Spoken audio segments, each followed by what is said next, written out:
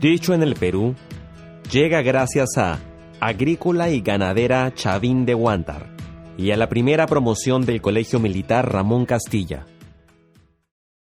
Mi principio político es Constitución y leyes.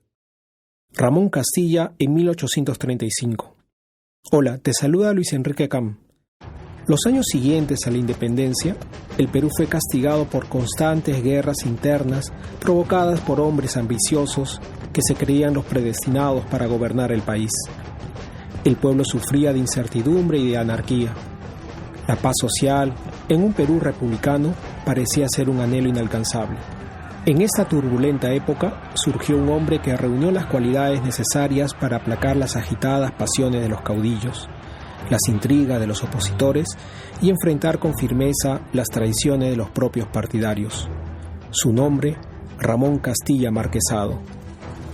Curtido desde muy joven por las fatigas de numerosas campañas militares, adquirió una fuerte personalidad que le dio las características de jefe respetado y admirado, tanto en el campo de batalla como fuera de él. ¡Viva Castilla! ¡Viva Castilla! Con sus luces y sombras, Castilla llegó a ser presidente del Perú en 2 periodos. Gobernó con honradez e hizo respetar los derechos del Perú. Convocó a los mejores de todas las tiendas políticas, aunque hubieran sido sus detractores. Puso orden en la administración pública y, aunque no fue un amante de la lectura, comprendió que el camino del desarrollo es la educación de los pueblos. Nació en Tarapacá el 31 de agosto de 1797 durante el Perú virreinal. Pasó a vivir a Lima y junto a Leandro, su hermano mayor, se trasladó a la ciudad chilena de Concepción. Aquí Castilla ingresará como cadete en el ejército realista, incorporado luego en el regimiento de los Dragones de la Unión. Ramón, veo que ya dominas al corcel. Mi zaino y yo somos uno, Leandro. Ver para creer, Ramón. Vamos al trote. ¡Marchen al trote! Ahora al galope. ¡Marchen al galope! Muy bien, Ramón. Que quede claro que me he dejado ganar, ¿eh? Ahora puedes practicar al galope con el sable. Querido hermano, ya he hecho ejercicios de combate con el sable y también con la lanza. La lanza, la principal arma de un guerrero. El capitán me ha felicitado y me ha encargado el adiestramiento de los nuevos jinetes. Ramón, no hay nada que hacer. El arma te ha escogido. Serás un gran oficial de caballería. Moriré montado en un caballo, Leandro. He decidido permanecer en la milicia. Es tu decisión, Ramón. Que no se diga que te forcé a ello. Aunque no olvides que siempre seré tu mayor. ¡Comprendido, mi teniente! En Chile participó en el triunfo realista en la batalla de Rancagua, pero cuando tuvieron que salir al paso de las tropas del general San Martín en la cuesta de Chacabuco, las tropas patriotas batieron a las realistas. En la refriega, los hermanos Castilla fueron hechos prisioneros. Llévense lejos a estos hombres. Que no vuelvan más a tomar las armas en contra nuestra. ¡Comprendido, mi general! ¡Los llevaremos al otro lado de la cordillera! ¡Muávanse! Tratados con benevolencia por ser jóvenes y americanos, fueron conducidos a Buenos Aires. Los hermanos Castilla lograron escapar, pero sufrieron una verdadera odisea para reincorporarse nuevamente al ejército. Cruzaron todo el continente por caminos inexplorados. Desde la selva tropical de Río de Janeiro, pasando por Mato Grosso, hasta los áridos desiertos de Oruro, camino hacia La Paz. De allí enrumbaron hacia Huancavelica, siguiendo el camino de muleros, para llegar finalmente, con los cuerpos endurecidos por las privaciones de las largas jornadas, a la capital del virreinato. En Lima, el virrey Pezuela recibió con agrado a ambos oficiales, nietos de españoles, y les asignó el destino correspondiente. A Ramón Castilla, con el grado de alférez, se le agregó al regimiento Dragones de la Unión, que guarnecía la ciudad de Arequipa. Por esta época, la noble idea de una América libre, en la que sus mismos hijos rigiesen sus propios destinos, comenzó a prender en la mente y alma del joven Ramón Castilla. Así, toma la decisión de plegarse a las tropas que hasta entonces había combatido. Tras una arriesgada marcha hacia Lima, se presenta ante el general San Martín en el pueblo de La Magdalena para ser admitido en el ejército patriota. sometido a diversas pruebas para demostrar su lealtad a la causa independentista, fue enrolado en los húsares de la Legión Peruana de la Guardia. Alférez Castilla, prepare a su escuadrón. Partimos al alba rumbo a Trujillo. ¡Comprendido, mi comandante! Sepa usted que iremos luego a Lambayeque y Piura. Usted se encargará del reclutamiento y de la instrucción de los voluntarios. ¡Formaré el mejor escuadrón de caballería, mi comandante! No lo dudo, Castilla, no lo dudo. La América Libre depende de lo que hagamos en esta campaña. Aunque Ramón Castilla no luchó en la victoria de la llanura de Junín, su acción fue decisiva por la caballería peruana que formó con gran esfuerzo. Bolívar los llamaría desde ese día como los húsares de Junín. Después de la batalla, se iniciaría una larga marcha hacia el sur, siguiéndole el paso al ejército realista. El 9 de diciembre de 1824, los gruesos de ambos ejércitos se encontraban frente a frente en la Pampa de la Quinua, en Ayacucho. Comandante Castilla, los realistas han empezado a bajar del cerro Condorcunca. Atraviese el llano para informar al comando del general Lamar. ¡Comprendido, mi general Miller! ¡A galope! ¡Oh! ¡Mi general Lamar! ¡El enemigo ha abandonado sus posiciones defensivas! El enemigo carga por las hileras de las montañas sin apoyo de la artillería. Comandante Castilla, informe a la división de infantería del general Córdoba. Nosotros esperamos su orden de ataque. ¡Comprendido, mi general! ¡Mi general Córdoba! ¡Enemigo carga por el cerro Condorcunca! Llegó la hora. Comandante Castilla, daré orden de ataque. Apóyenos con la caballería. Carga por el centro. ¡Carga por el centro! ¡Comprendido, mi general! División, armas a discreción. De frente, paso de vencedores. ¡De frente!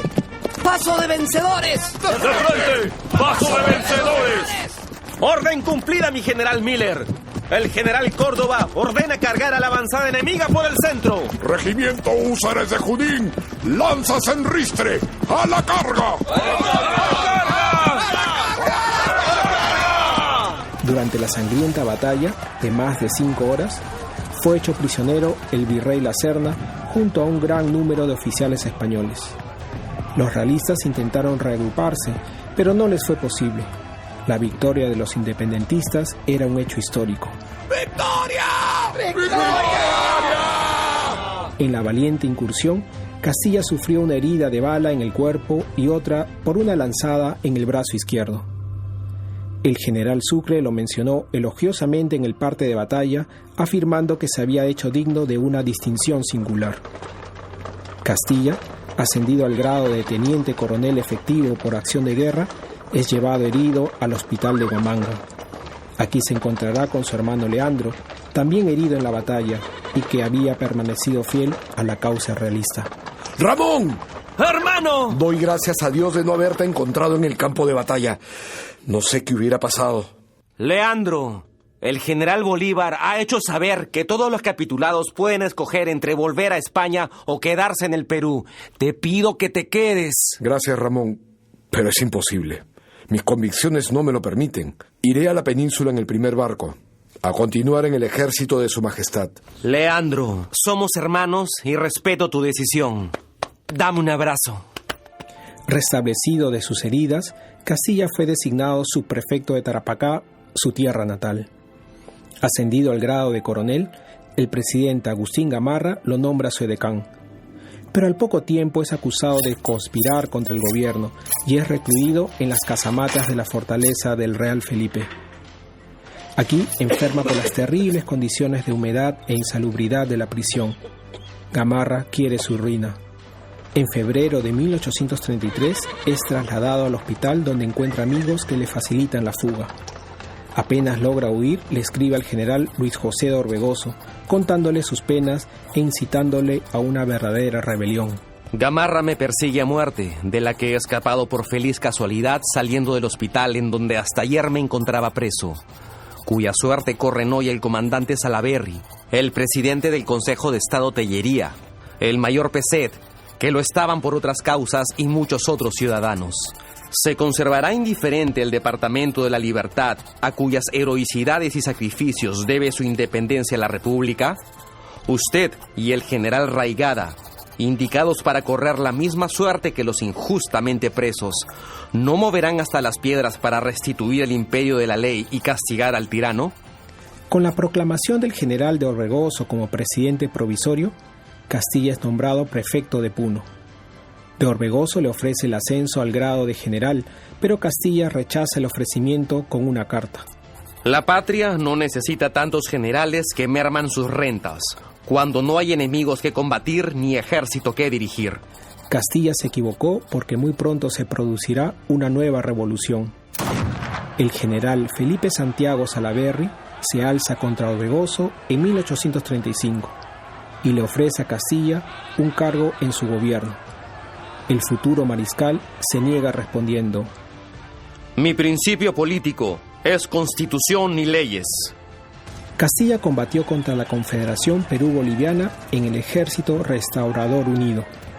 Por ironías del destino, peleó a favor de Gamarra, su antiguo rival, contra las tropas del general Andrés de Santa Cruz. El 20 de enero de 1839 tuvo una decisiva acción en la batalla de Yungay. Nos han sobado, general Castilla. Retirémonos a San Miguel, donde podremos continuar el ataque. General Bulnes, no hemos venido a correr. Coronel Frisancho, ordene avanzar a su batallón hacia la quebrada de Ancash.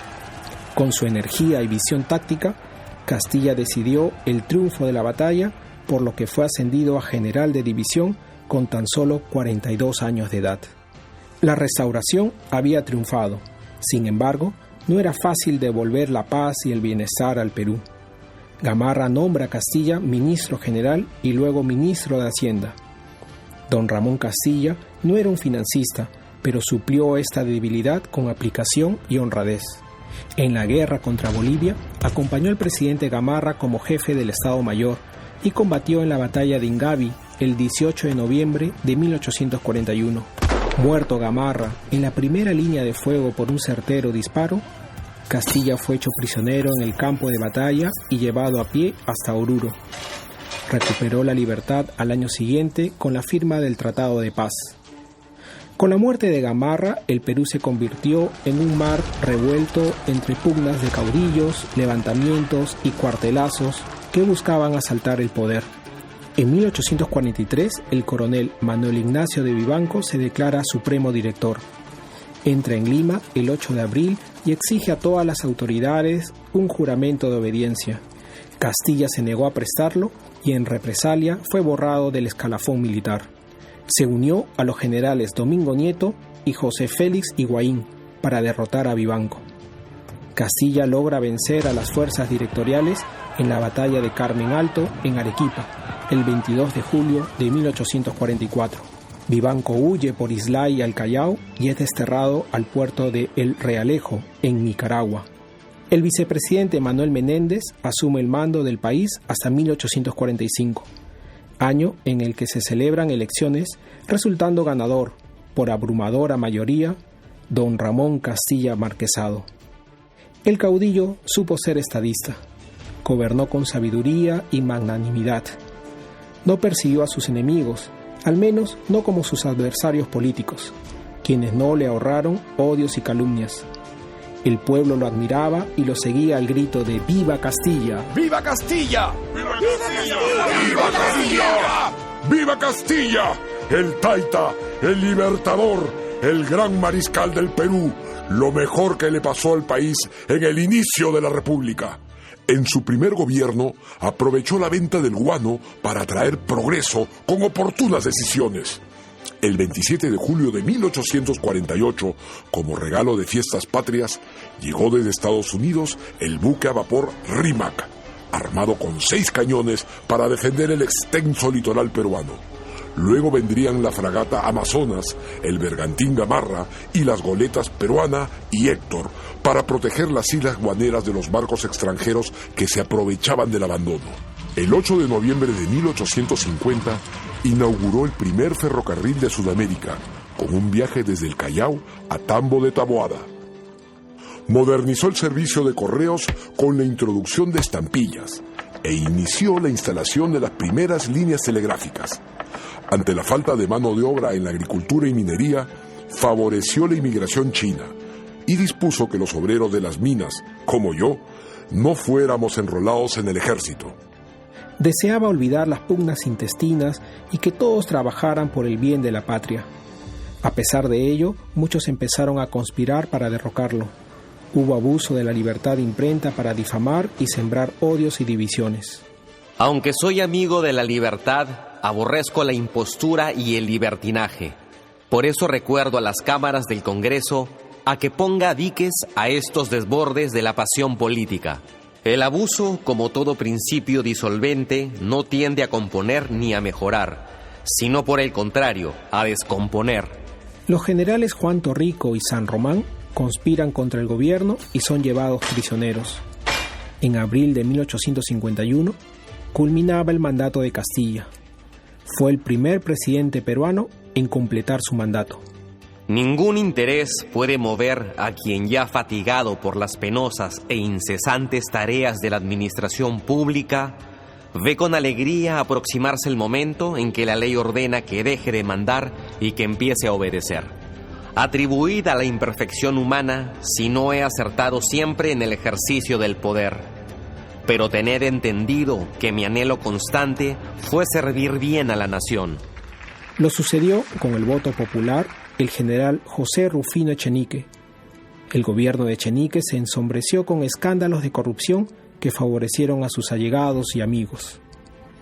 Con este ambiente, y en oposición a la política de Echenique en el conflicto con Bolivia y a la llamada Ley de Represión, Castilla se levanta contra el gobierno en Arequipa.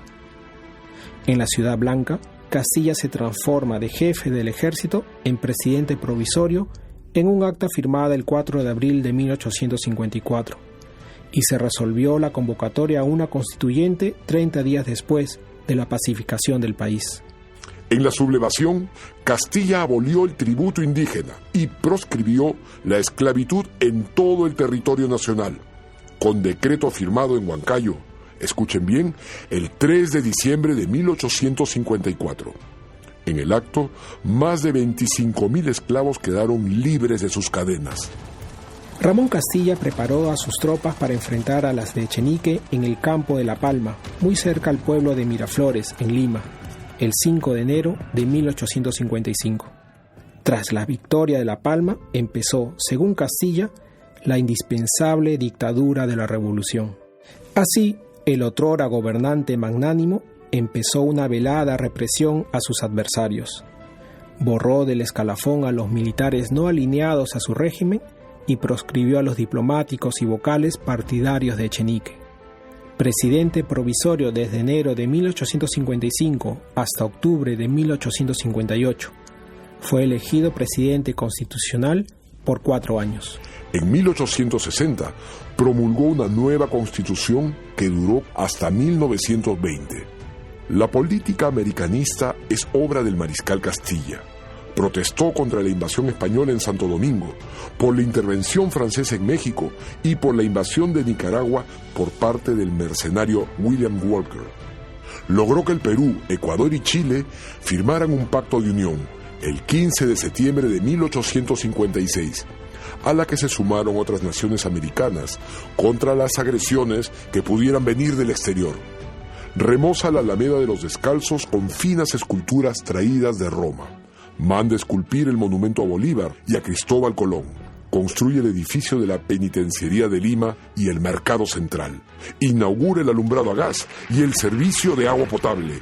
Convierte al Colegio Guadalupe en Colegio Nacional Modelo y crea el Archivo Nacional.